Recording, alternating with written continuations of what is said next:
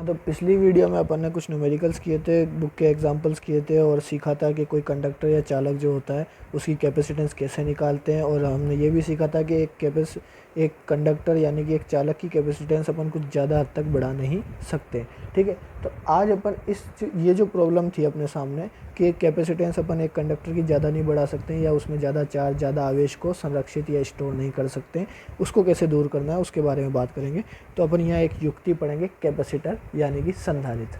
ठीक है, अब संधारित्र यानी कि कैपेसिटर होता क्या है, बेसिक कंसेप्ट क्या है इसका, कि इसका कंसेप्ट सिर्फ इतना सा है कि आपको पोटेंशियल तो करनी है कम, ठीक है, और कैपेसिटेंस बढ़ा देनी है और चार्ज को क्या रखना है, कांस्टेंट रखना है। ये तो इसका सीधा सा बेसिक सा प्रिंसिपल है जो अपन अगला टॉपिक पढ़ने वाला है, पर मैंने बता दिया आपको कि इसका मेन जो प्रिंसिपल है वो इतना ही है।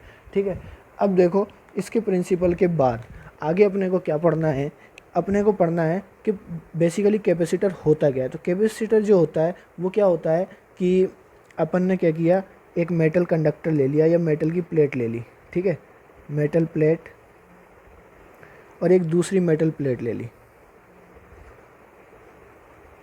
दो मेटल प्लेट्स ले लिए, ठीक है, इनको एक दूसरे के सामने रख दिया। ठीक है, तो इन दोनों मेटल प्लेट्स को एक दूसरे के आमने सामने रखने की वजह से इन दोनों की ही कैपेसिटेंस क्या हो जाती है, इंक्रीज़ हो जाती है इन दोनों कंडक्टर्स की। और इसी स्ट्रक्चर को हम कहते हैं कैपेसिटर यानी कि संधारित्र। दो धातु की प्लेट लेंगे, उन दोनों को एक दूसरे के आमने सामने रख देंगे और बनने वाली संरचना को हम बोलते हैं संधारित्र। ठीक है, अब आगे अपन पढ़ेंगे।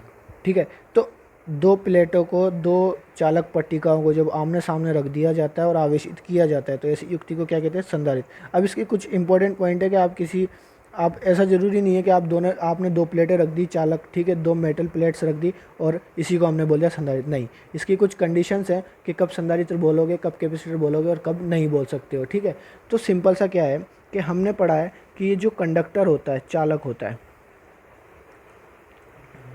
उसकी धारिता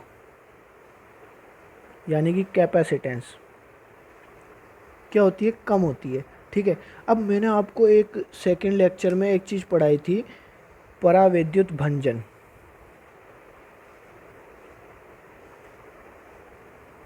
डाई इलेक्ट्रिक ब्रेकडाउन।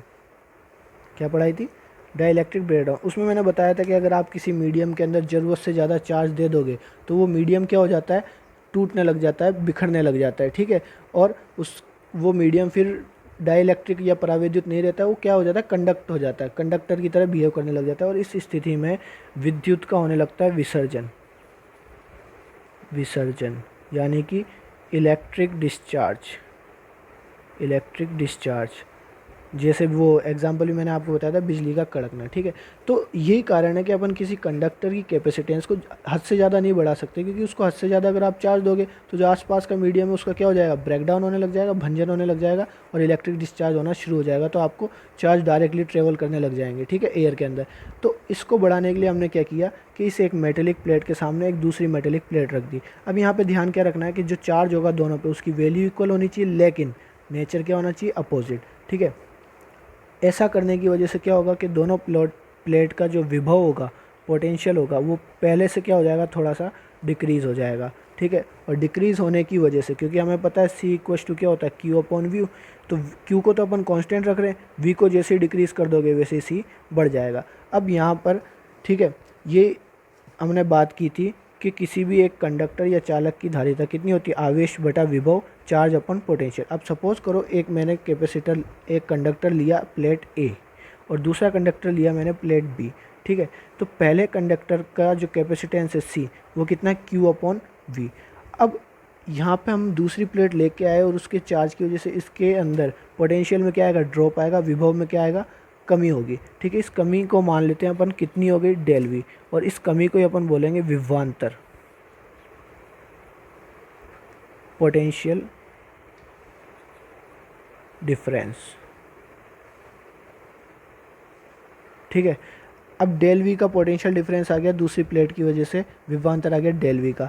तो अब नई धारिता कितनी हो जाएगी, Q अपॉन डेल वी। और सामान्यतः या सीधी सी बात कहें तो बोर्ड में अपन इस डेल वी को कैपिटल वी से ही दिखा देते हैं, मान लेते हैं कि जो विभव में कमी आई है, पोटेंशियल में कमी आई है या परिवर्तन आया है वो कितना है, कैपिटल वी।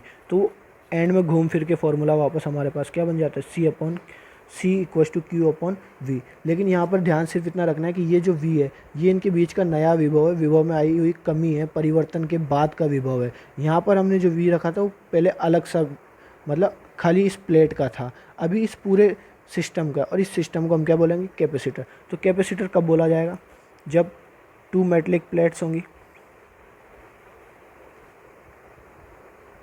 ठीक है, यानी कि दो धात्विक पट्टिकाएं होंगी, दोनों पे जो आवेश होगा वो कैसा होगा, समान एवं विपरीत प्रकृति का होगा। प्रकृति यानी कि मैं बात कर रहा हूँ चार्ज की, तो चार्ज कैसा होगा, इक्वल एंड अपोजिट नेचर। ऐसे इंस्ट्रूमेंट को हम क्या बोलते हैं, कैपेसिटर या फिर संधारित्र। ठीक है, अब यहाँ पे ध्यान रखने वाली बात ये है कि अगर इन दोनों प्लेट्स पे चार्ज की वैल्यू इक्वल नहीं होगी तो कैपेसिटेंस तो बढ़ेगी, उसमें कोई दिक्कत नहीं है, कैपेसिटेंस बढ़ जाएगी, लेकिन उस इंस्ट्रूमेंट को, उस युक्ति को अपन संधारित्र या कैपेसिटर नहीं बोल सकते। मतलब कहने का ये है कि सिर्फ दो मेटलिक प्लेट, दो धात्विक पट्टिका रख देने से संधारित्र नहीं बनेगा, उन दोनों पर आवेश, चार्ज का वैल्यू इक्वल और अपोजिट डायरेक्शन में समान मान का आवेश विपरीत प्रकृति का होना भी जरूरी है, तभी क्या बनेगा, संधारित्र। और बेसिकली संधारित्र में हम क्या करते हैं कि जो एक प्लेट है उसे तो हम कर देते हैं भूसंपर्कित, ठीक है, भूसंपर्कित, और दूसरी प्लेट को अपन जोड़ देते हैं कुचालक स्टैंड से, ठीक है। ऐसा क्यों कर रहे हैं ये अपन अगले टॉपिक में क्लियर हो जाएगा अपने कि भाई ऐसा हमने क्यों किया। अब इंग्लिश वालों को भी बता देते हैं एक बार कि जो एक प्लेट है, मान लो पहली प्लेट ले ली ए, इसको तो हम कर देंगे अर्थिंग, इसकी क्या कर देंगे, अर्थिंग कर देंगे, अर्थ से डायरेक्टली कनेक्ट कर देंगे। और दूसरी जो प्लेट बी लिए इसको नॉर्मली हम इंसुलेटिंग स्टैंड से कनेक्ट कर देते हैं, ठीक है, इंसुलेटिंग स्टैंड से, ठीक है। ऐसा क्यों कर रहे हैं, ताकि इसका चार्ज लीकेज ना हो। और जो मेन रीज़न है इसका, यह आपको अगले टॉपिक में समझ में आएगा, जो कि अपना है प्रिंसिपल ऑफ कैपेसिटर। तो अब अपन बात करेंगे प्रिंसिपल, ठीक है। तो अपन ने ये तो सीख लिया कि कैपेसिटर होता क्या है। अब जैसा कि मैंने आपको बताया था कि अगले टॉपिक में अपन सीखेंगे कैपेसिटर वर्क कैसे करता है या उसका प्रिंसिपल क्या होता है, ठीक है। तो कैपेसिटर का जो प्रिंसिपल होता है उसकी बात करते हैं, और यहाँ पे आपको थोड़ा ध्यान देना पड़ेगा क्योंकि यहाँ से क्वेश्चन कई बार 1-2 नंबर का आ जाता है बोर्ड में, ठीक है। कैपेसिटर क्या होता है ये वो इतना ज़्यादा पूछता नहीं है, उसमें से अगर मेन पूछेगा तो वही पूछेगा जो मैंने आपको आखिरी में बताया था कि अगर चार्ज इक्वल नहीं होगा और अपोजिट नहीं होगा तो क्या दिक्कत होगी। तो दिक्कत सिर्फ इतनी होती है कि उसको कैपेसिटर नहीं बोल सकते, बाकी कैपेसिटेंस तो बढ़ जाएगी, ठीक है। या फिर क्वेश्चन जो आएगा वो यहाँ से आएगा कि कैपेसिटर का प्रिंसिपल क्या होता है। तो देखो कैपेसिटर के प्रिंसिपल की बात करते हैं तो मैंने आपको स्टार्टिंग में बता दिया था, बेसिक सा प्रिंसिपल है, 2 लाइन में समझ लो आप, बाद में अपन ने जो एक्सप्लेनेशन है वो भी कर देंगे, ठीक है। क्या करना है, पोटेंशियल को डिक्रीज़ करना है, यानी कि विभव को कम करना है, जिसकी वजह से धारिता यानी कि कैपेसिटेंस क्या होगी, इंक्रीज़ हो जाएगी, ठीक है। और कैपेसिटेंस इंक्रीज़ हो जाएगी, पोटेंशियल को डिक्रीज़ यानी कि विभव को कम करने से धारिता बढ़ जाएगी, लेकिन कब, जब अपन आवेश यानी कि चार्ज को क्या रखेंगे, कांस्टेंट रखेंगे, उसमें कोई चेंज नहीं होने देंगे। तो ये एक लाइन में मैंने आपको पूरा कंसेप्ट समझा दिया। अगर 1 नंबर में पूछा जाए तो सिर्फ इतना करना है कि जो संधारित्र होता है या कैपेसिटर होता है उसमें करते क्या है, एक बार मैं पूरा हिंदी में बता देता हूँ आपको कि जो संधारित्र होता है उसमें आवेश को नियत रखते हुए विभव के मान को अल्प किया जाता है ताकि चालक की धारिता को बढ़ाया जा सके, ठीक है। कैपेसिटर में क्या किया जाता है कि चार्ज की वैल्यू को कांस्टेंट रख के पोटेंशियल को क्या करते हैं, डिक्रीज़ करते हैं, जिसकी वजह से कैपेसिटेंस क्या हो जाती है, इंक्रीज़ हो जाती है। ये इसका बेसिक कंसेप्ट है। अब ये कैसे होता है, किस तरीके से किया जाता है, इसके एक्सप्लेनेशन की बात करते हैं, ठीक है। व्याख्या कर लेते हैं, जैसे आप हिंदी में पढ़ते हैं सप्रसंग व्याख्या, बिल्कुल वही करनी है। क्या किया, एक मेटेलिक प्लेट ली, ठीक है, सपोज कर लो ए, और इसको मैंने कर दिया अर्थिंग, इसकी क्या कर दी अर्थिंग, यानी कि भूसंपर्कित इसको मैंने कर दिया। और इसके ऊपर चार्ज था प्लस का क्यू, कैसा चार्ज था इस पर प्लस का क्यू, जो कि हम पहले से लेके आए थे, सपोज प्लस का क्यू। अब दूसरी प्लेट लेके आए हम, और ये हो गई प्लेट बी। इसको जैसा कि मैंने आपको बताया था, हमें क्या करना है, एक इंसुलेटिंग स्टैंड, इंसुलेटेड स्टैंड, या हिंदी में हम बोल सकते हैं कुचालक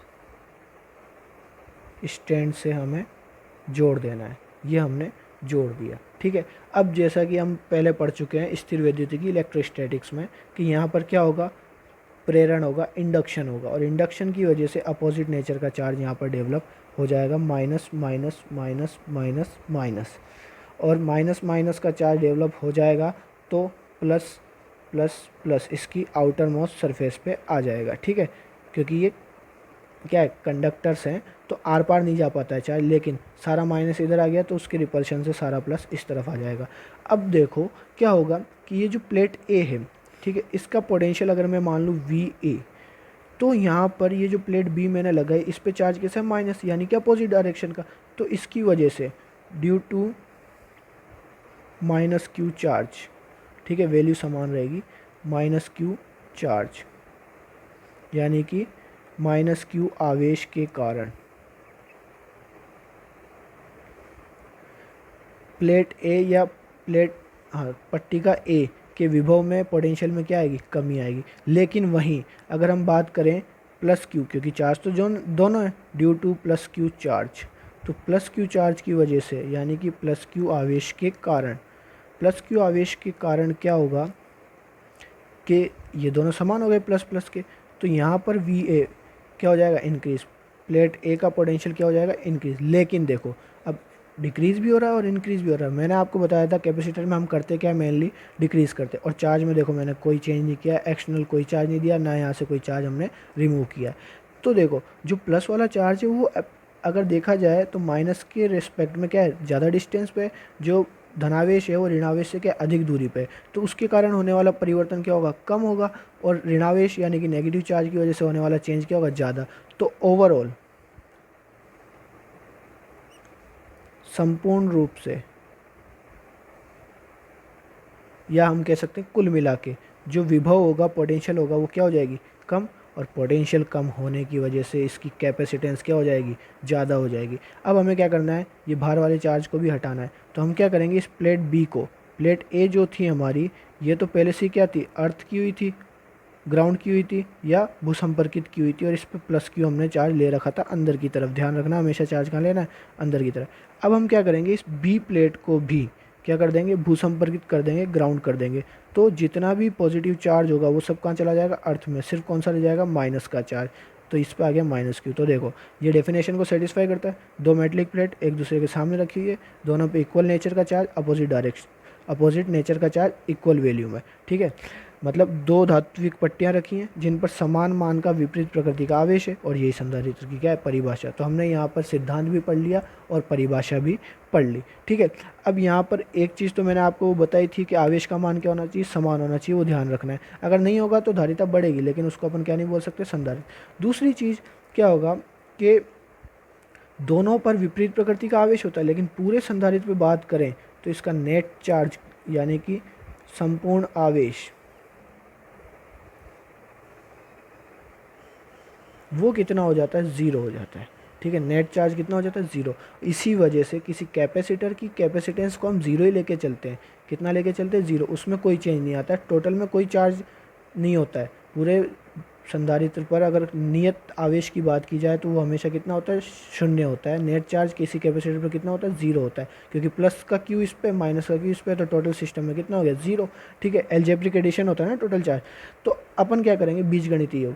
तो फिर हमने ये कैपेसिटर बना के क्या हासिल किया, हमने सिर्फ ये कैपेसिटर या संधारित्र बना के ये हासिल किया कि प्रत्येक पट्टी का, हर एक मेटेलिक प्लेट के कैपेसिटेंस को इंक्रीज़ कर दिया। अब ये पहले से ज़्यादा चार्ज को स्टोर कर सकती है, और भले ही ओवरऑल सिस्टम का चार्ज कितना हो, ज़ीरो हो, लेकिन पहले अगर ये मान लो 2 कूलाम का चार्ज स्टोर कर सकती थी, 2 कूलाम का आवेश क्या कर सकती थी, धारण कर सकती थी। तो हमने क्या किया, अब इसके आवेश की क्षमता को बढ़ा दिया, अब ये 2 कूलाम की जगह 4 कूलाम कर सकती है, सिर्फ इतना किया है। अगर आपसे 1 नंबर में कई बार पूछ लिया जाता है कि किसी संधारित्र या कैपेसिटर का नेट चार्ज नियत आवेश कितना होता है, तो वो हमेशा कितना होता है, 0। तो फिर हम करते क्या हैं, हम सिर्फ इतना करते हैं कि प्रत्येक पट्टी का, ठीक है, पर मेटलिक शीट, ठीक है, एवरी मेटल शीट की जो कैपेसिटी होती है वो क्या कर देते हैं, इंक्रीज़ कर देते हैं, प्रत्येक पट्टिका की धारिता को बढ़ा देते हैं, ना कि संधारित्र में कोई आवेश होता है। सिर्फ क्या होता है, प्रत्येक पट्टिका के आवेश की धारण करने की क्षमता बढ़ जाती है, कैपेसिटी बढ़ जाती है हर एक मेटलिक प्लेट की स्टोर करने की, किसको, चार्ज को, ठीक है। ओवरऑल तो हमेशा क्या रहता है, 0 रहता है। तो ये चीज़ अपने को ध्यान रखनी, कई बार 1 नंबर में ट्रिक क्वेश्चन में पूछ लिया जाता है। ये था अपने पास प्रिंसिपल ऑफ कैपेसिटेंस, बाकी अपन अगली वीडियो में पढ़ेंगे। आज के लिए इतना ही, धन्यवाद। सुरक्षित रहें और कोरोना से बचे रहें।